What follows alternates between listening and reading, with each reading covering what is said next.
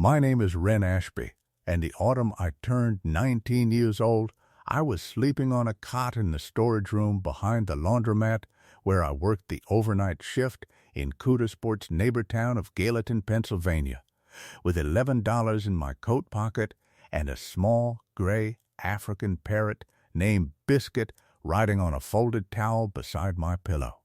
It was the third week of September.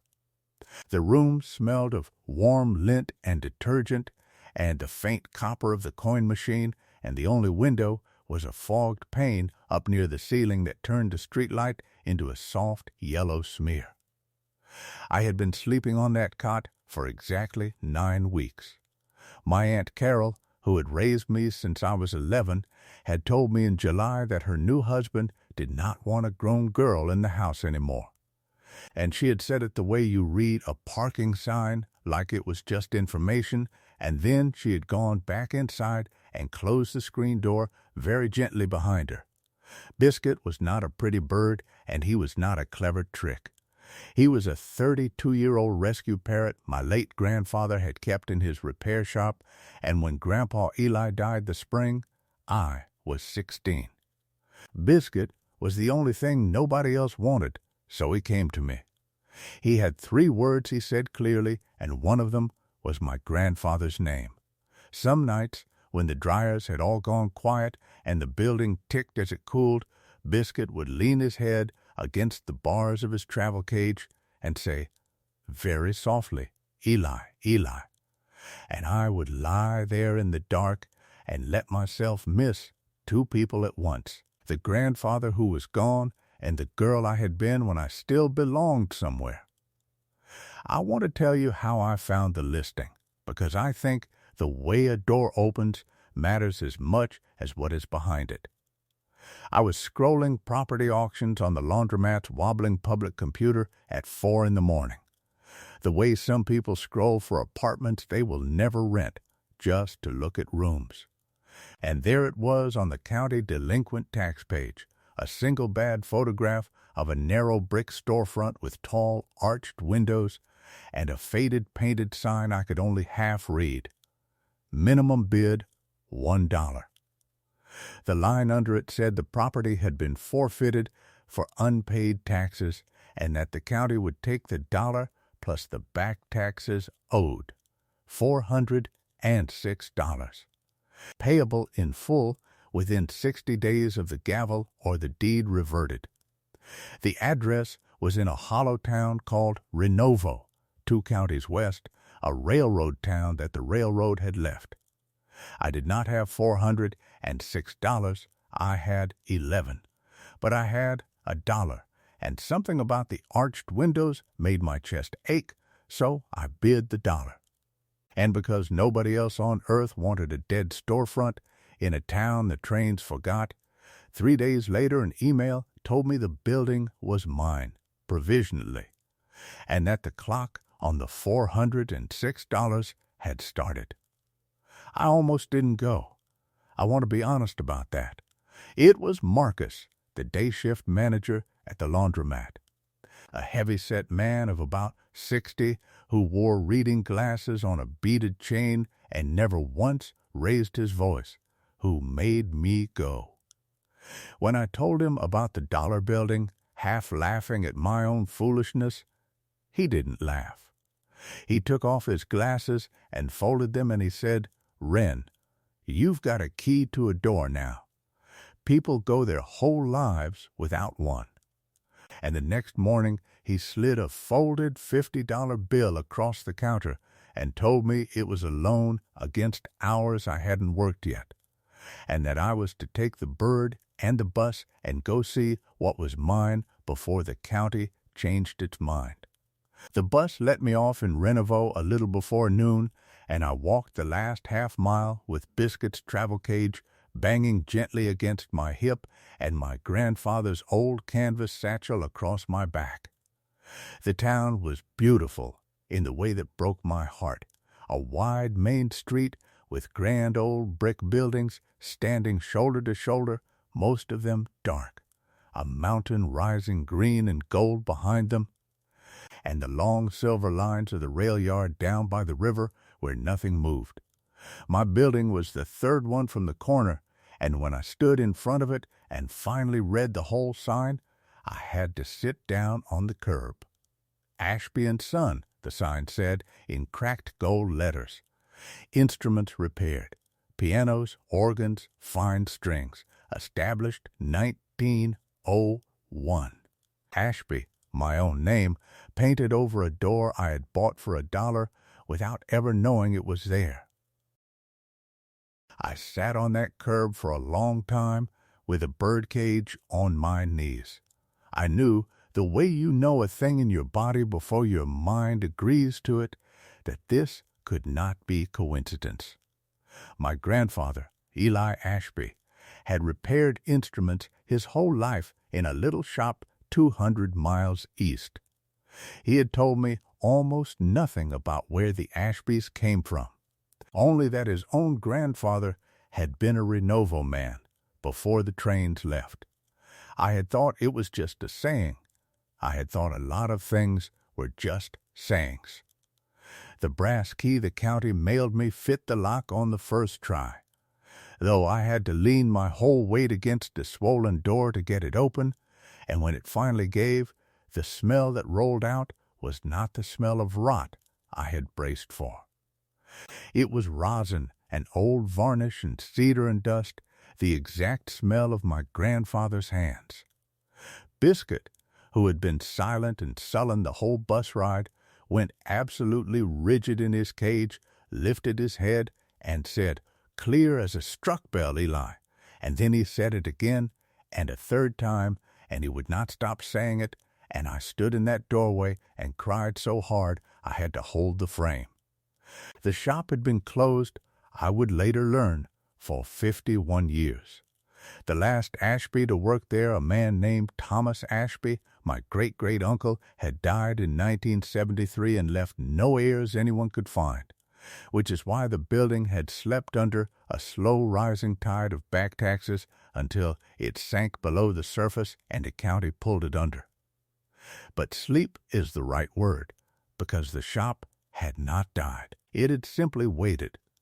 There was a long oak workbench down the center of the room, its surface worn into shallow valleys by a century of hands, with tiny tools still laid out in a row, gone soft with rust, as though Thomas had stepped out for lunch and the lunch had lasted half a century. There was a wall of small wooden drawers, each labeled in faded copperplate, tuning pins, felt, gut, bridge pins, and most of them, when I eased them open, still held what the labels promised. There were 3 upright pianos against the far wall under canvas sheets, and when I lifted the first sheet, a cloud of dust rose gold in the window light and revealed a beautiful old rosewood instrument with candle brackets on either side of the music desk. There was a pot-belly stove, cold, with a stack of split wood beside it that someone had laid in for a winter that came and went 51 times.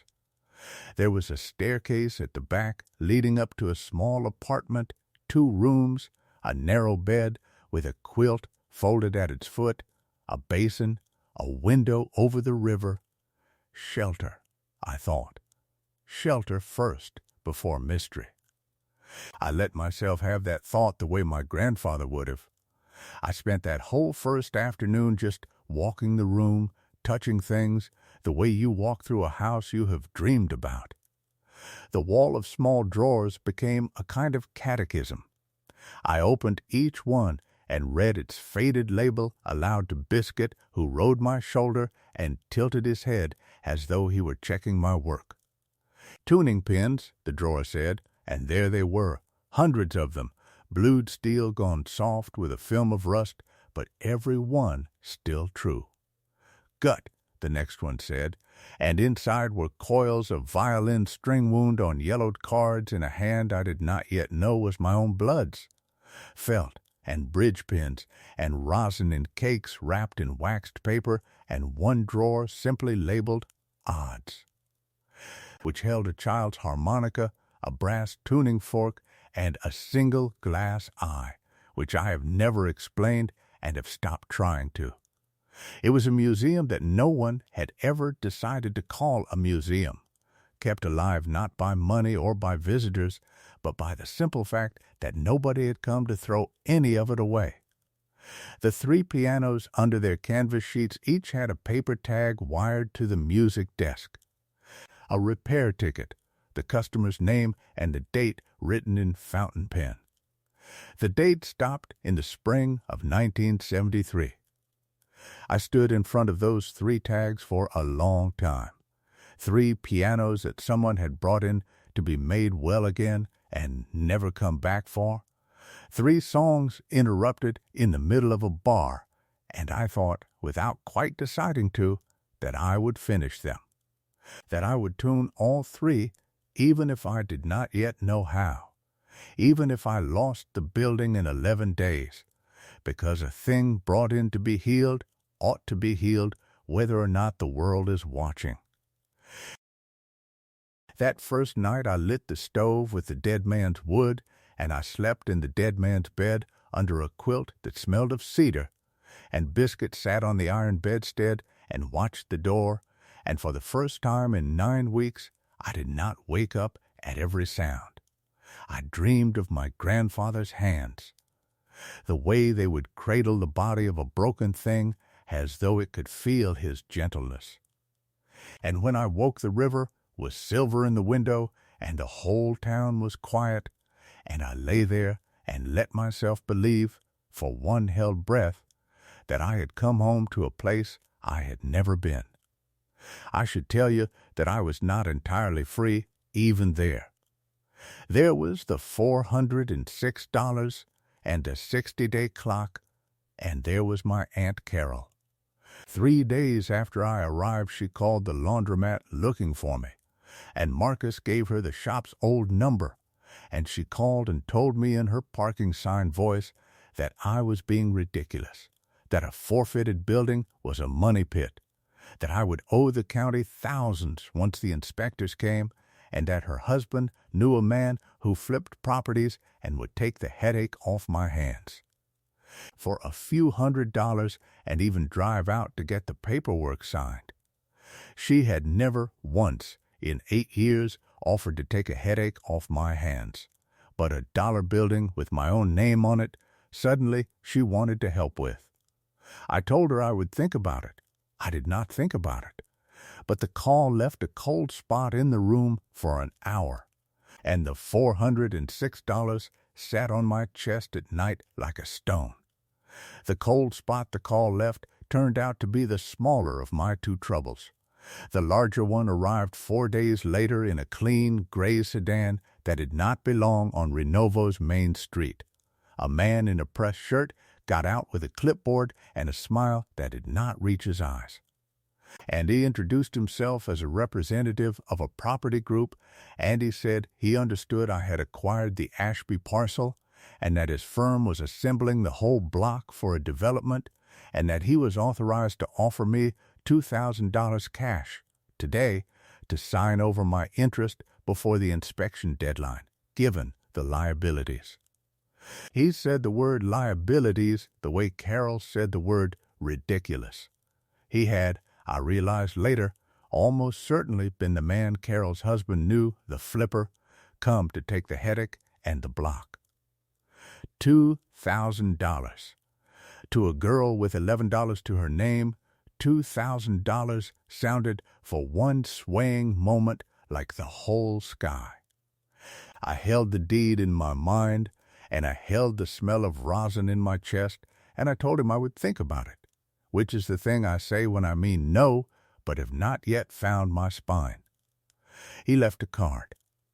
I put it in the stove that night and watched it curl, and the small flame of it was the most satisfying thing I had done in a year. But the offer stayed in the room after the card was gone, the way a wasp stays in a room, and it made me look harder at every cracked board and every water stain, doing the developer's arithmetic against my own hope. So in the mornings I cleaned, and I made lists, and I worried about money, and in the afternoons I let Biscuit out of his cage to stretch his wings in the long, quiet room. And that is how the finding began. Because Biscuit, who would normally ride my shoulder or perch on the warm stovepipe, took to flying every single afternoon to the same spot. He would land on the music desk of that rosewood piano against the far wall, the candle-bracketed one, and he would walk the length of it and then climb down behind it into the narrow gap between the piano's back and the brick wall. And he would not come when I called. He would sit back there in the dark and say my grandfather's name, Eli, Eli, Eli, over and over, until I came and fished him out. And the next afternoon, he would do it again. I thought he liked the warmth of the wall. I told myself that for almost a week. The piano was too heavy for me to move alone, and I had 406 other things to think about. But there is a moment when an animal who loves you keeps telling you the same thing, that you finally stop explaining it away and start to listen. On the 9th day, with the county's clock down to 40 some days and my courage worn thin from worrying, I decided that if I was going to lose this place, I would at least know it completely first. I went next door to the hardware store. That one stubborn old man still kept open 3 days a week, and I borrowed a furniture dolly and a pry bar, and the old man, whose name was Sal, came back with me to make sure you don't drop a piano on yourself, and between us we walked that rosewood upright out from the wall. Biscuit landed on my shoulder the instant the piano moved, gone quiet, watching. Behind the piano, set into the brick at knee height, was a small iron door. Not a safe exactly, it was the old coal ash clean-out for a chimney that no longer existed. A cast-iron hatch about the size of a hat box, painted the same dark color as the wall so that it vanished unless you knew to look. And someone had, a long time ago, fitted it with a second hasp and a padlock. And the padlock was a good one, brass and heavy, the kind a man uses when he is hiding not junk, but something he loves. Sal looked at the padlock and looked at me and went and got his bolt cutters without a word. It took both of us leaning on the handles to bite through the shackle. The lock fell to the floorboards with a sound like a dropped coin, and I knelt down, and Biscuit climbed down my arm onto my wrist, and I pulled the little iron door open on its stiff hinges. Inside was a violin case. It was a long-shaped case of black leather, gone gray with age, fitted exactly into the cavity as though the cavity had been built for it, which I now believe it had. I lifted it out with both hands, and it was heavier than a case should be, and when I set it on the cleared workbench and worked the tarnished brass latches, the lid came up on a lining of deep blue velvet. And resting in the velvet was a violin the color of dark honey, its varnish crackled like the glaze on an old painting, and beside it, tucked into the lid, a folded paper and a small flat tin. I did not touch the violin at first. I touched the paper. It was a letter in a spidery old hand dated October of 1971. To whoever finds this, it began, and I pray it is someone who will understand. My name is Thomas Ashby. This instrument was made in Cremona in the year 1719 by a maker whose label you will find inside, and it came into our family in 1903 when my grandfather repaired it for a man who could not pay and would not return, and we have kept it and protected it for 3 generations. I am the last of us. I have no children and no nephews I can find. The war and the leaving took them all, and the town is dying around me, and the trains are gone. I cannot sell her, because to sell her is to admit that the Ashbys are ending, so I am giving her to time. If you are reading this, you are family, or you are the kind of stranger who is family. She is real. Have her seen by an honest man. and keep the shop open one more day than you think you can. Thomas Ashby. The small tin held 12 gold sovereigns, English coins, dark with age. The only money I think Thomas had managed to save, left there, I believe, so that whoever found the violin would have just enough to get it appraised and not be tempted to sell it for nothing. I sat down on the floor of that shop with the letter in my lap and biscuit pressed warm against my neck, saying Eli, Eli softly into my hair, and I understood that my grandfather and this Thomas had never met, were separated by 50 years and 200 miles, and yet had done the same thing with their whole lives. They had taken broken instruments that nobody else could save, and they had made them sing again, and they had asked for very little in return. I will not pretend I knew what to do next. I did not. But Sal did. Sal had a nephew in Williamsport who restored furniture for a living, and that nephew knew an appraiser in Philadelphia who handled estate instruments, and 3 weeks later, with the county's clock down to its last 11 days and my heart in my throat, I took the bus to Philadelphia with the violin in my grandfather's satchel held across my chest the whole way like a sleeping child. The appraiser was a small, precise woman with white gloves and a jeweler's loop and a way of going very still. She opened the case, and she looked through the F-holes at the label inside with the loop. And then she sat back and took off her gloves and folded her hands, and she did not speak for almost a full minute. When she did, her voice had changed. Miss Ashby, she said, where did you say you found this? The violin was genuine. The label was real, the wood and the varnish and the construction all of a piece, the work of one of the great makers of Cremona. An instrument that had been considered lost by the people who keep records of such things, missing from the world since before the Second World War. She told me that instruments like this, when they come to auction at the great houses in London and New York, sell to museums and to foundations and to the kind of people who endow concert halls, and that the honest figure, the careful, conservative figure she was willing to put in writing, was between $3 million and $4 million. I want to tell you that I felt joy in that moment, but what I felt mostly was a roaring in my ears, and then, underneath it, a deep and quiet grief, because I kept thinking of Thomas Ashby alone in that shop in 1971, the last of his family, choosing to leave a fortune in the wall rather than sell it and admit the Ashbys were ending. He had been wrong about one thing. The Ashbys had not ended. I was sitting in a Philadelphia office, 19 years old, with $11 in a Parrot and his own name on my deed, holding the proof that he had simply been waiting for the wrong person to die before the right one was born. The 12 gold sovereigns, it turned out, were worth a little over $6,000 on their own.